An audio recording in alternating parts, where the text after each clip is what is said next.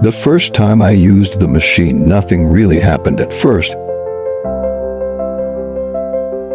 I just stepped out of the pod a minute or so after the lights shut down and everything seemed the same. I mean, I didn't really know what to expect. I was just curious. But when I woke up the following morning, I was 2 inches taller and almost 20 pounds heavier. All muscle. I didn't know what to think, but I definitely got some strange looks when I arrived at work that day. It's not a coincidence that I took the janitorial job at Caltech. For some strange reason, I was always good with math and science growing up, but heavily misguided. And after I pulled a 46-month stretch at Folsom, that's a long story, I had fairly limited employment options. When my pole handed me the list of current job openings for parolees in this area, I circled the Caltech job right away. It just seemed natural. The second time I used the machine, I was transported to some other place. I think it was maybe another time as well.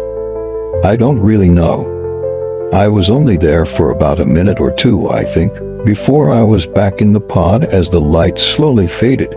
I did some research when I got home, and I am pretty sure I was somewhere in Cambodia, but I can't say when. Sometime in the last 100 years is my best guess. The ancient temples looked familiar, but I could hear the sound of automobiles somewhere in the distance. The next day I woke up and my left ring finger was missing.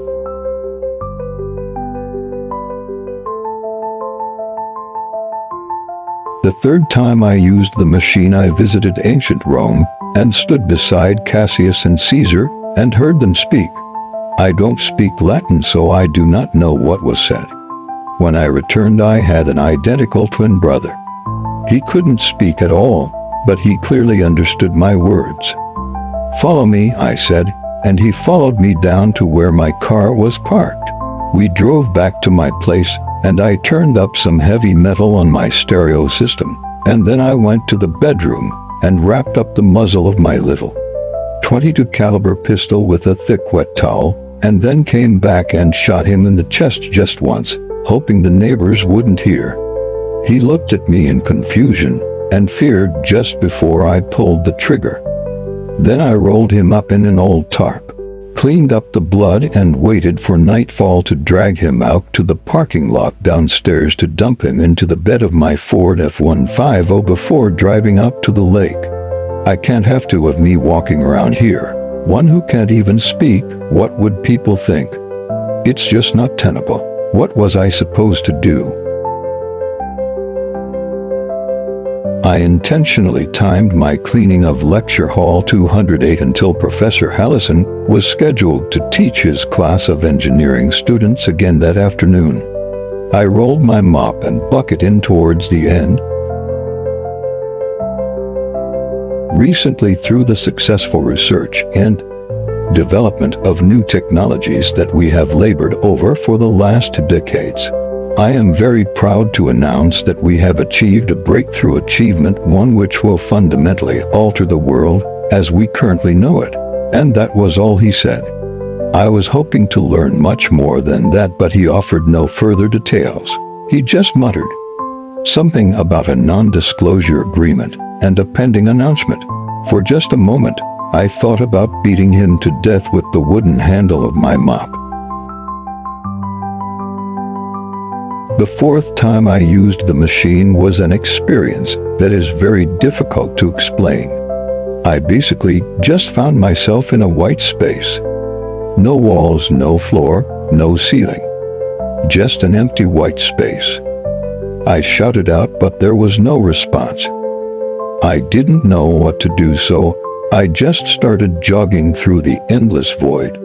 When I returned and the lights in the pod died down, I realized that I was now blind in my left eye.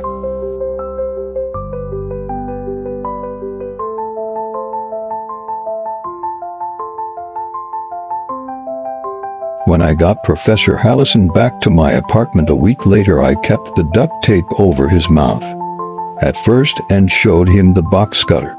I explained the consequences of any verbal outbursts that might alert my neighbors, And then, when I was confident that he understood everything, I cut a small slit in the tape, trying not to cut his lips. There was a little blood, but not much, and I had a baseball bat and another strip of duct tape hanging from the arm of the chair that I had tied him up in, just in case I had miscalculated his sense of self-preservation. I had the box cutter too. He surely wouldn't scream for very long. "What is it?"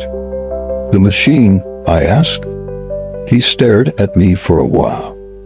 "So, you're the one who has been using it late at night?"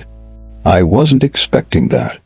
"What are you saying?" "What I am saying is that we have a log that digitally records all of the details of the machine's usage. You were fairly clever in your usage of coveralls and baseball caps and sunglasses and COVID masks. That much fooled the security cameras anyway.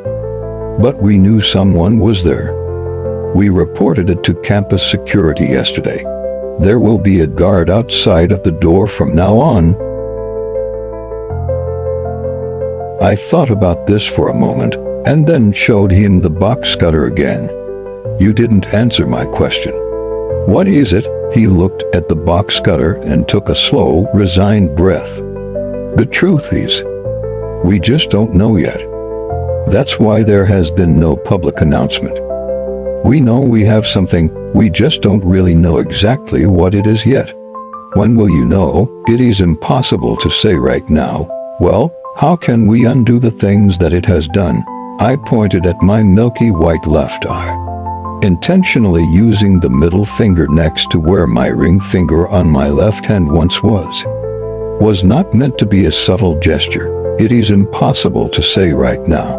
I used the box cutter, and I cleaned up the blood, and then I got the tarp and waited until sundown before dragging him out to the bed of my truck. I had a headache and a nosebleed. I had not eaten anything or slept a wink in the last 3 days. The 5th time I used the machine was the last. I had to cue the security guard just outside of the doors to the lab first. I really didn't want to do that. I ended up here in this strange unknown place, and I have not returned. Swampland. I have no idea where I am or even when I am, but I think I saw a small dinosaur running through the woods this morning. My left leg was gone below the knee when I arrived here, so I have mostly just been sitting with my back pressed up against this tree. I really don't know what else to do. I cannot walk. They say curiosity killed the cat. I am the cat. The end.